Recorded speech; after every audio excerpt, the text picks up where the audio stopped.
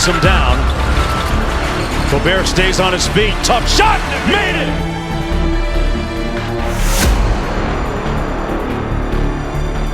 Two-point lead for the Utah Jazz. Game 7. The winner takes on the Clippers. Jokic. George switches on to Jokic. Fadeaway jumper good. Toyed with him and made the bucket. We can on Jokic, so it's really hard to stay disciplined on those up fakes by Jokic. He got just enough.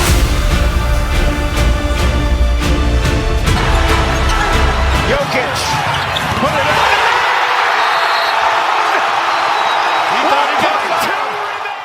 I want everyone to comment on the video right now. Who do you have for league MVP? You got Steph, Giannis, Embiid, or this guy right here, Nikola Jokic? Now, I guarantee you have never seen a build like this on NBA 2K21. We've done a lot of unique builds recently. I definitely recommend you go check out those videos if you haven't seen them already, because we've done some crazy builds.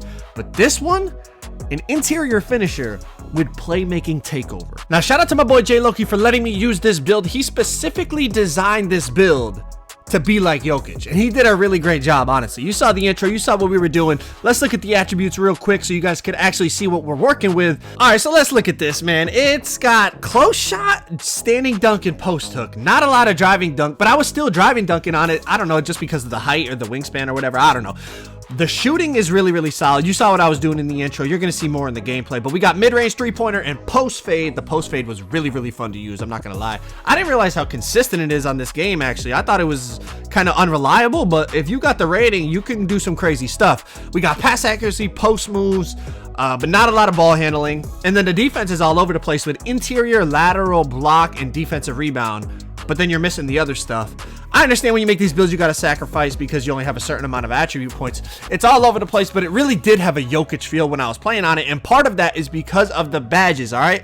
We have on this build Hall of Fame shooting and Hall of Fame playmaking badges, as you're about to see right here.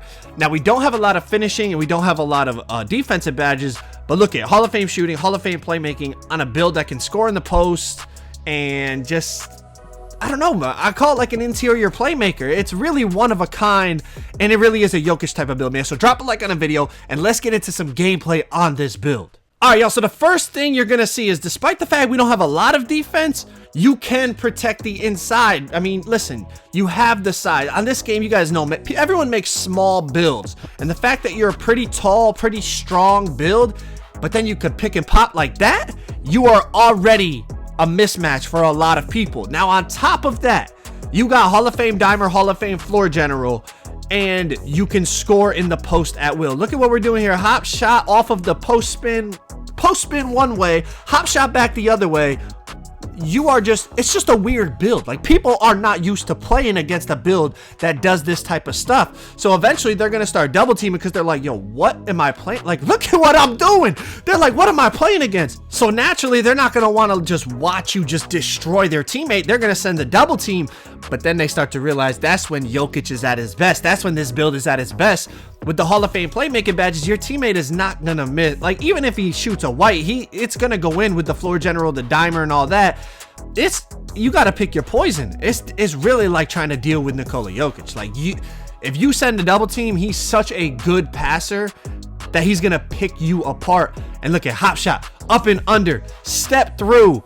That's a thing of beauty. I really felt like back, it was like 2K17. Look at, even with no driving dunk, we're still dunking on the drive. With play take now, it's like if they send a double, like, I'm out here just fooling around. He ends up getting a pluck. I grab it. And off any pass off a play take, your teammate's not going to miss, bro. Like, you're going to shoot 99% off of that play take. So if you send a double once I get takeover, it's a wrap. But look at, like I was saying, it really felt like I was back in like 2K17 when playing as a post scorer was actually fun. It was actually like skillful. Now, you know, people just spam the post hooks and whatnot. But I was out here, yes, I'm playing like a post scorer, but I'm actually doing post moves. I'm doing up and unders. I'm doing hop shots. I'm using post fades. I'm doing like I have moves and then I have counters for those moves. That's what really makes it fun. If they play back, you could shoot threes, you could shoot mid-ranges all day long. The shooting is really, really good. You could pick and pop. Like, it's a unique build. Speed glitch still, if you really want to, as annoying as it is, you know what I mean? Look at double team, Cubs kick it out. It's all day off the Hall of Fame playmaking badges. It really is Jokic, bro. Now check this out. Big man contact dunks as well. Yes, I know. Listen, I know he doesn't really do a lot of that in real life, but it's nice to have on the game. You know what I mean? You could bully people in the paint. Look at fake the hook, step through, beautiful up and under. This is what I've always said, and I was a post scorer before it was like a toxic thing to be a post. If you guys been around for a long time, my first build in 2K17 that started this channel was a post scorer. But you have to realize back then, playing in the post was not just doing post hooks all day long. Like, you had to know what you were doing to be super like consistent and effective on a post score. Then it started to become like this toxic thing where all you had to do was post hook, and it just kind of lost its, like, I don't know, creativity and skill factor. But even on this game, what I started to realize playing on these unique builds is you don't have to just spam post hooks to be a post. Like, you could do other things and still be really effective, really fun to use. And honestly, it's almost, if you get it down, if you know the timing of your hop shots, your post fades and all that, it's almost more effective than just spamming post hooks. Because guess what?